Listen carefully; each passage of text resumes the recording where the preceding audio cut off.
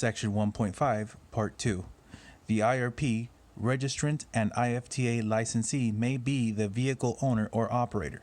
The requirement for acquiring IRP license plates for a vehicle and IFTA license for a motor carrier is determined by the definitions from the IRP and IFTA for apportionable vehicle and qualified motor vehicle. For the purposes of IRP, apportionable vehicle means, except as provided below, any power unit that is used or intended for use in two or more member jurisdictions for the transportation of persons for hire, or designed, used, or maintained primarily for the transportation of property, and at least one of the following. Number one, has two axles and a gross vehicle weight or registered gross vehicle weight in excess of 26,000 pounds. Number two, has three or more axles regardless of weight. Number three, used in combination when the gross vehicle weight of such combination exceeds 26,000 pounds.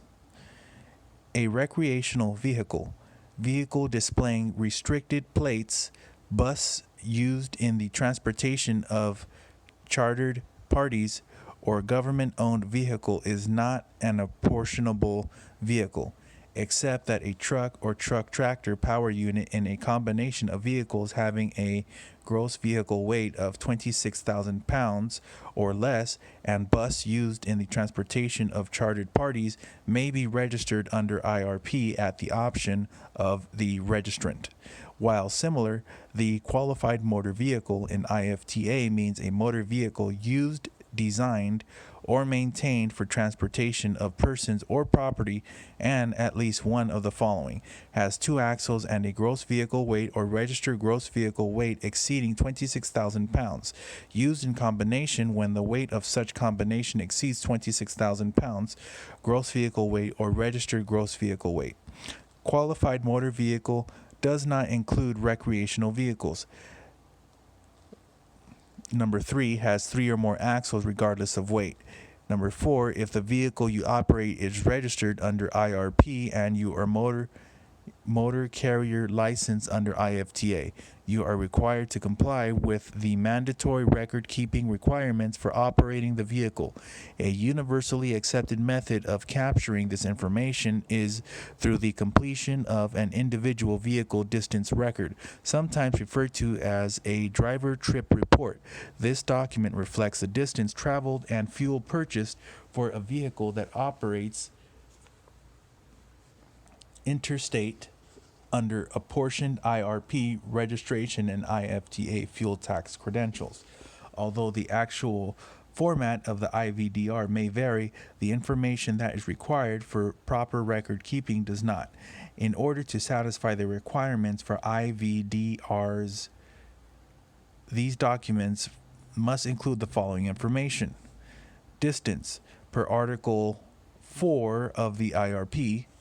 Number one, date of trip, starting and ending. Number two, trip origin and destination city and state or province. Number three, routes of travel. Number four, beginning and ending odometer or hub odometer reading of the trip. 5, total distance traveled. 6, in jurisdiction distance. 7, power unit number or vehicle identification number.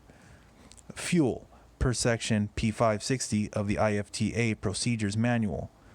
Point 300, an acceptable receipt or invoice must include but shall not be limited to the following: 0.005, date of purchase. 0.010, seller's name and address. 0.015, number of gallons or liters purchased. 0.020, fuel type. 0.025, price per gallon or liter or total amount of sale. 0.030, unit number or other unique vehicle identifier. 0.035, purchaser's name.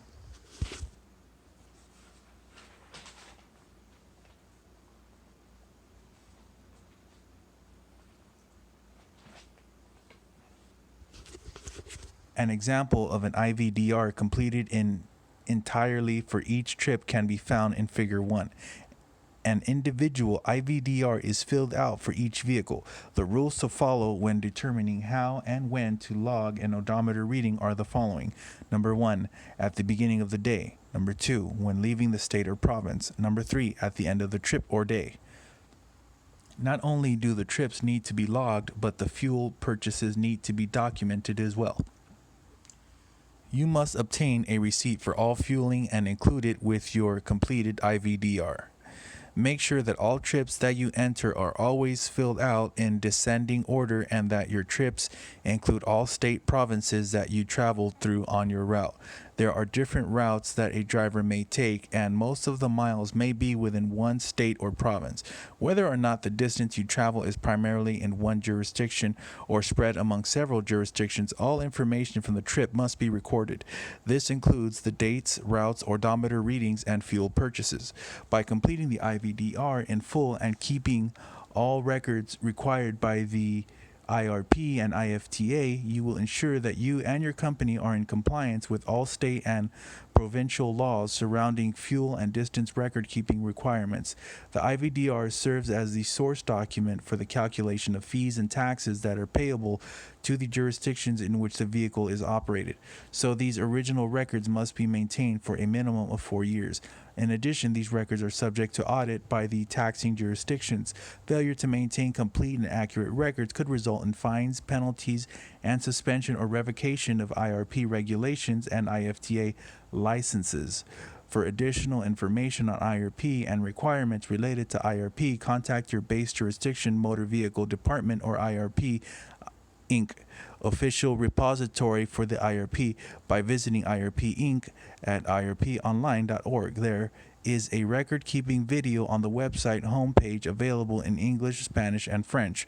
For additional information on IFTA and requirements related to IFTA, contact the appropriate agency in your base jurisdiction. You will also find useful information about the agreement at the official repository of IFTA at iftach.org/index.php.